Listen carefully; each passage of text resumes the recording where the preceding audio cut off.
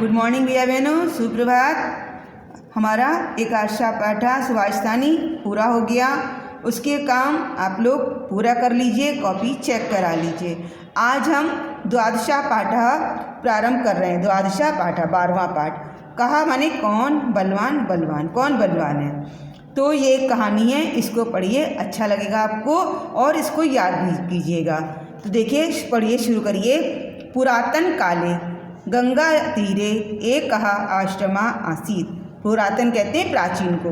प्राचीन काले, प्राचीन समय में गंगा तीरे, तीर माने कहते हैं किनारे को, गंगा के किनारे एक कहा आश्रमा आसीत। प्राचीन काल में गंगा के किनारे एक आश्रम था। तत्र याज्ञवल्क्य नाम महर्षि वसति स्म। तत्र माने वहाँ याज्ञवल्क्य नाम के महर्षि वसति स्म रहते थे। वहाँ याज्ञवल्क्य नाम के महर्षि रहते थे।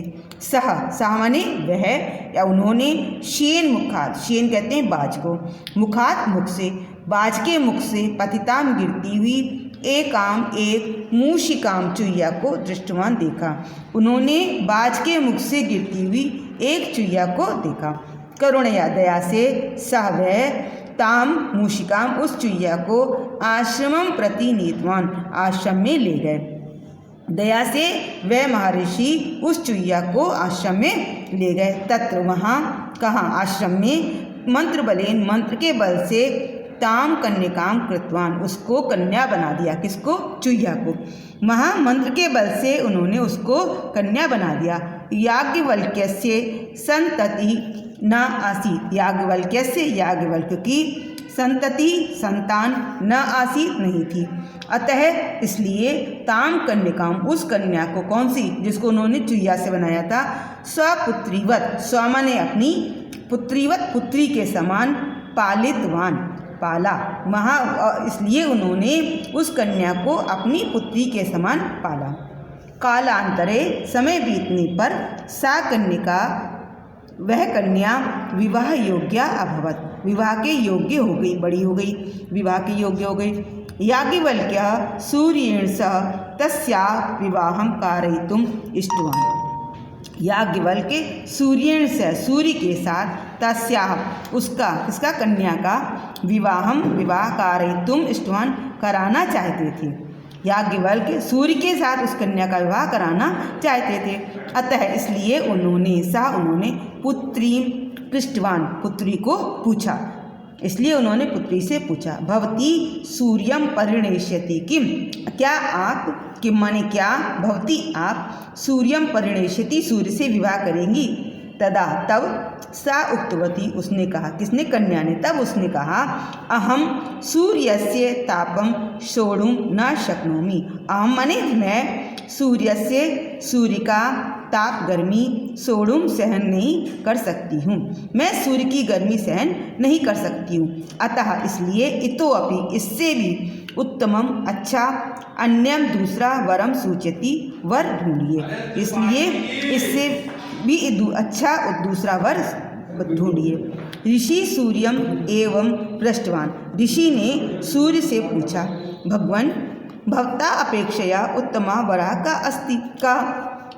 ऋषि ने सूर्य से पूछा है, भगवान आपसे अच्छा, भवता अपेक्षया, आपसे अच्छा उत्तम वर कौन है। कहा, कौन है। सूर्य उत्तमान, सूर्य ने कहा, मेघा माम आच्छाद्य तिष्ठति। मेघा माने बादल, माम माने मुझको, आच्छाद्य ढक देता है, बादल मुझको भी ढक देता है। स मम अपेक्षया बलवान योग्य अपि, वह मेरी अपेक्षा बलवान है और योग्य भी है। अपि माने भी, योग्य भी है। ऋषि मेघम आहूतवान, ऋषि ने मेघम, बादल को, आहूतवान, बुलाया, ऋषि ने बादल को बुलाया। पुनः फिर से पुत्रीम पृष्ठवान, पुत्री से पूछा, वह भक्ति एतम परिणेष्यति किम, क्या आप इससे विवाह करेंगी। सा उक्तवती, सा, उसने, किसने, कन्या ने, कन्या ने कहा, एतस्य वर्णा कृष्णा, एतस्य, इसका, वर्णा रंग, कृष्णा काला है, इसका रंग काला है, कृष्णा कहते काले को। अतः ऐशा माँ अस्तु, लेकिन इसलिए ये भी नहीं। इतो अपि उत्तमम वरम सूचयतु, इससे भी अच्छा वर ढूंढिए। ऋषि मेघम पृष्ठवान, ऋषि ने मेघ से पूछा, बादल से पूछा। मेघा उक्तवान, बादल ने कहा, यद्यपि अहम सूर्यम आच्छाद्य तिष्ठामि, यद्यपि मैं सूर्य को ढक लेता हूँ, तथापि फिर भी वायु सहस्रधा मम विभागम करोति, वायु सहस्रधा मम विभागम, मेरे सहस्रधा हजारों टुकड़े कर देता है। अतः सा एव मम अपेक्षा बलवान, इसलिए मेरी अपेक्षा वह बलवान है। बादल ने क्या कहा कि मैं यद्यपि सूर्य को तो ढक देता हूँ, लेकिन वायु मेरे भी सहस्त्र विभाग टुकड़े कर देता है, इसलिए वायु मुझसे अधिक बलवान है। ऋषि वायुम आहुतवान, ऋषि ने वायु को बुलाया, परंतु पुत्री वायुम अपनी नाष्टवती, लेकिन पुत्री वायु को भी नहीं चाहती थी। इतोपि बलवान का अस्ति, उसने पूछा इससे भी बलवान कौन है।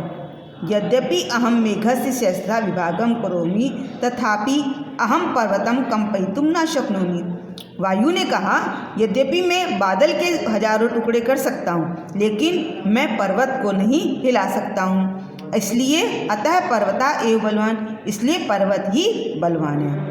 अनंतरम ऋषि पर्वतम आहुतवान, इसके बाद ऋषि ने पर्वत को आहुतवान बुलाया, इसके बाद ऋषि ने पर्वत को बुलाया। परंतु पर्वतः उक्तवान, लेकिन पर्वत ने कहा, यद्यपि अहम बलवान तथापि मुष्का मम शरीरे सर्वत्र विलम करोति, यद्यपि मैं बलवान हूँ फिर भी, तथापि फिर भी, मूषका माने चूहा, मम शरीरे मेरे शरीर में, सर्वत्र सब जगह विलम करोति, बिल बना देता है, छेद कर देता है।